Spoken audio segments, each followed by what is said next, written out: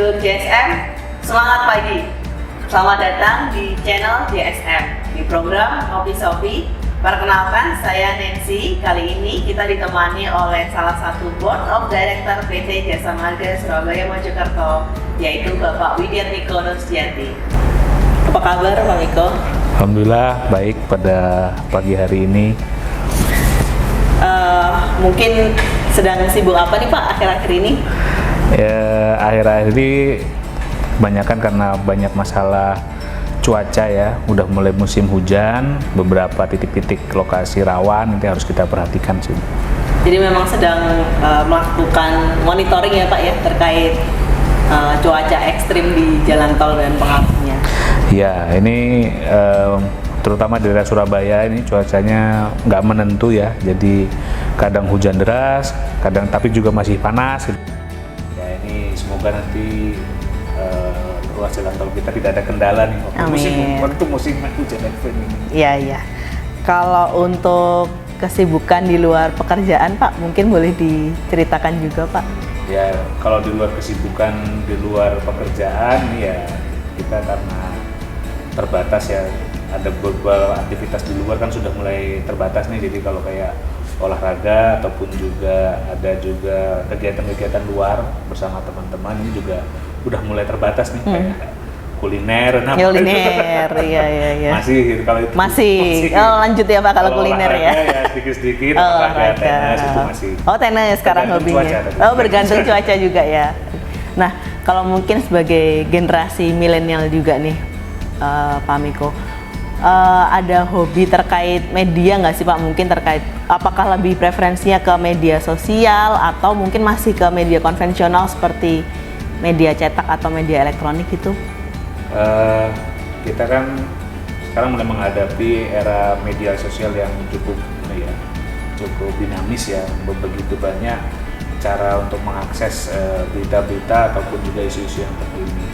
Nah ini memang sebagai generasi milenial kita harus bijak, baik itu tidak hanya membaca berita, apakah itu berita itu benar atau tidak, itu harus dipastikan dulu berbagai sumber yang menyampaikan kredibilitas dari sumber berita tersebut.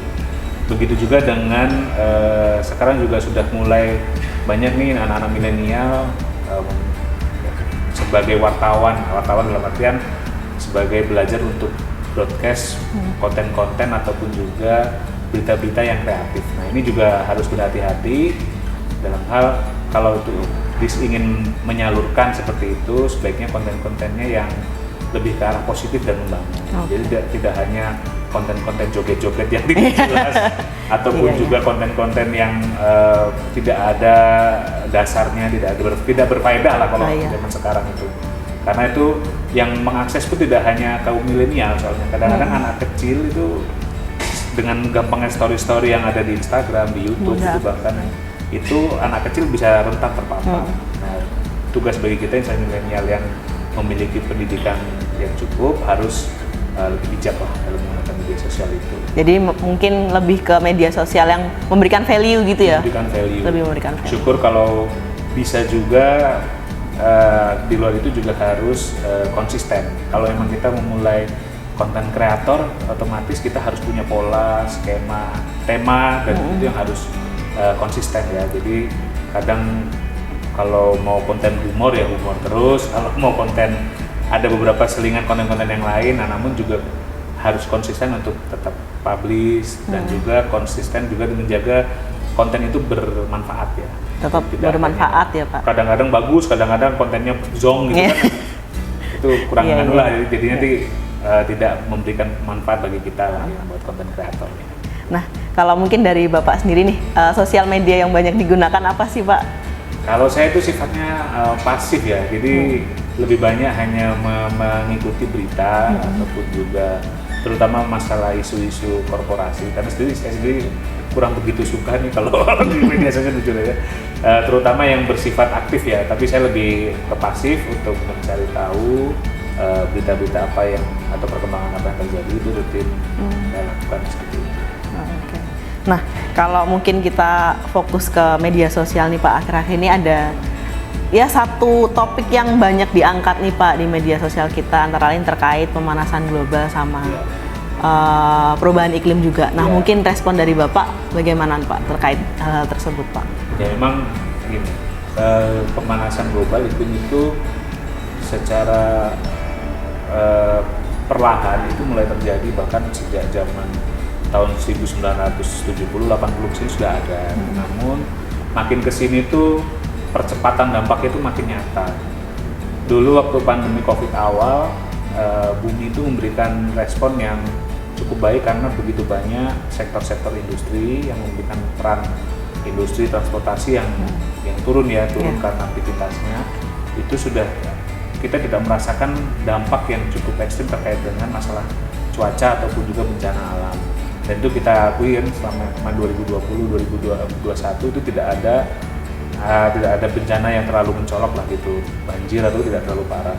Nah ini dengan begitunya selesai mulai pulihnya perekonomian dengan pabrik ataupun juga aktivitas masyarakat sudah normal, tingkat polusi yang di Jakarta tadinya sudah cukup turun drastis, sekarang menjadi naik atau bahkan lebih tinggi dari sebelumnya. Nah itu otomatis memberikan sumbangsi terkait dengan perubahan cuaca dan juga perubahan suhu-suhu ekstrim yang melanda kita gitu. Sebenarnya tidak hanya di Indonesia yang terdampak, tapi di seluruh dunia. Tapi memang Indonesia itu karena memang di negara tropis dekat dengan ekuator, dampak cuaca iklim perubahannya pun tidak relatif lebih minim lah gangguannya. Namun juga mulai terjadi yang tadinya tidak banjir menjadi banjir. Nah, ini yang memberikan harus kita waspadai bersama lah untuk di lingkungan sekitar kita atau tempat tinggal kita ataupun juga keluarga kita yang ada di sekitar kita. Nah, kalau mungkin kita ngobrol lebih mengkerucut lagi nih Pak terkait GSM nih. Mungkin bisa dijelaskan Pak secara garis besar apa sih yang sudah dilakukan GSM dalam upaya atau tindakan nyata untuk mencegah terjadinya pemanasan global dan perubahan iklim ini Pak? Kalau GSM itu program green itu sudah banyak yang dilakukan ya untuk upaya, terutama lingkungan kantor ini ada beberapa kegiatan-kegiatan seperti GSM hijau. Nah, GSM hijau itu seperti kita rutin melakukan penanaman pohon di koridor jalan tol kita dengan harapan nanti pohon-pohon produktif itu memberikan manfaat bila mana sudah waktunya untuk dipanen ataupun juga sudah tumbuh seperti kayunya bisa dimanfaatkan. Lalu juga ada pemilahan sampah-sampah ya, ada sampah yang organik, non-organik, sampah plastik. Dan harapan nanti untuk kalau sudah sampah plastik kan dapat didaur ulang, lalu juga kalau sampah yang organik nanti bisa dijadikan pupuk seperti itu. Kemudian juga ada pemanfaatan solar panel. Nah ini kapasitas untuk saat ini masih hybrid ya istilahnya. Kalau kita kenal kan hybrid, jadi masih ada yang konvensional, masih ada yang dengan sumber daya terbarukan. Nah, di GSM ini sudah ada beberapa yang memanfaatkan tenaga solar cell. Dan ini kita harap nanti dengan masih banyaknya wilayah-wilayah yang dapat dipasang solar cell, diharapkan nanti akan menambah kapasitas untuk menyuplai daya, terutamanya di area kantor pusat, head office-nya GSM. Nanti juga mungkin perlahan kita juga semoga bisa memanfaatkan solar panel itu untuk energi kita di area gerbang tol atau juga bahkan PJU kita yang cukup banyak gitu.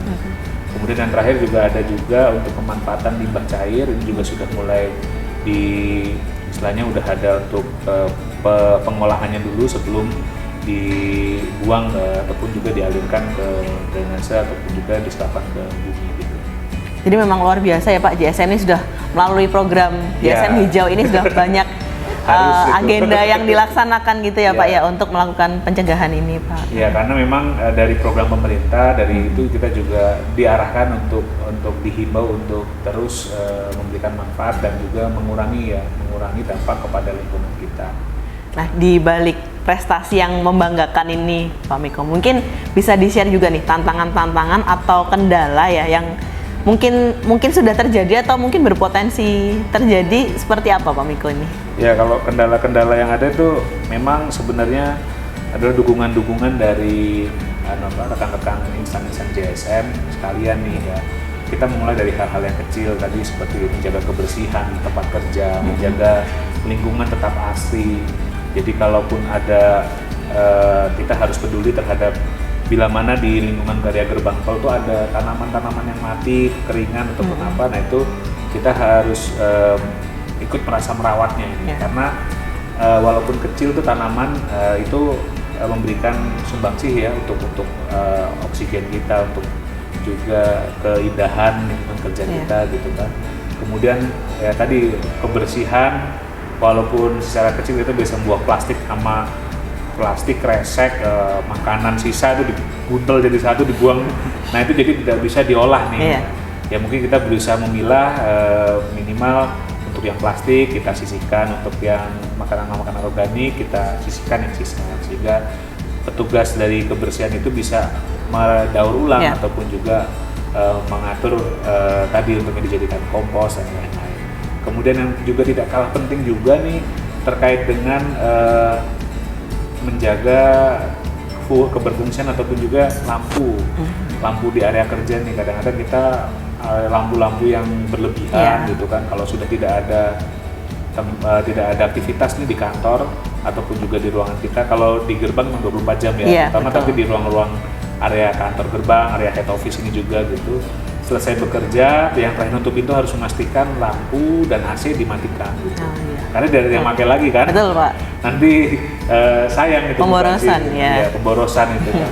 Selain manfaatnya juga sebagai mengurangi dampak tadi pemborosan pemanasan, karena listrik itu juga memberikan sumber kita kan masih diesel nih paling banyak ya, batu bara dan juga sumber daya fosil. Nah itu otomatis mengurangi pemakaian listrik, otomatis juga memberikan sumbangsih penghematan untuk memberikan dampak cuaca pemanasan global bagi Indonesia, bagi dunia. Dan juga efisiensi nih bagi JSM. Jadi JSM sendiri ya Pak? Bisa bagi-bagi bonus kalau memberikan. Amin. Ya, jadi memang luar biasa sekali ya Pak. Memang JSM ini sudah melakukan tindakan-tindakan nyata ya Pak dalam upaya pencegahan pemanasan global dan juga perubahan iklim, bahkan juga didukung dengan prestasi ya Pak barusan yang kita capai nih sebagai jalan tol berkelanjutan ya, dalam hal jalan tol berkelanjutan ini. Ada juga yang masuk tuh selain JSM itu juga rest area 726 itu. Oh iya. Rest area 726 itu masuk sebagai kandidat dari 5 rest area, ya itu persaingan juga cukup banyak ya rest area, terutama di area TMJ itu kan ada bagus-bagus 429, 456. Nah ini 726 masuk kandidat. Kemarin waktu kunjungan ke lapangan, beliau dari tim penilai itu berkesan terkait dengan beautifikasinya ya. Jadi ada, dan juga ada perbaikan yang dilakukan terutama untuk kaum disabilitas seperti jalan untuk ke toilet. Akses itu sudah toilet, begitu ada kunjungan pertama selesai diberikan masukan, langsung diperbaiki di kunjungan kedua. Nah moga-moga juga nih masuk kandidat lumayan, tidak hanya ruasnya tapi juga rest areanya ya Pak ya. Itu luar biasa sekali sih memang Pak. Ya, mungkin sebelum kita akhiri nih Pak ngobrol-ngobrol santai kita kali ini, mungkin ada pesan-pesan Pak untuk dulur-dulur JSM nih yang lagi nonton, harapannya nanti bisa lebih memotivasi dulur-dulur JSM untuk lebih peduli terhadap lingkungan Pak. Baik, untuk dulur-dulur JSM tetap saran saya kita tetap jaga lingkungan ya, jaga lingkungan sekitar, dimulai dari hal kecil, lingkungan area kerja kita, lingkungan rumah kita gitu kan, karena kalau bukan kita mulai dari diri sendiri, siapa lagi yang akan memulai kan, sehingga memberikan sumbangsih mengurangi dampak dari pemanasan global di dunia ini.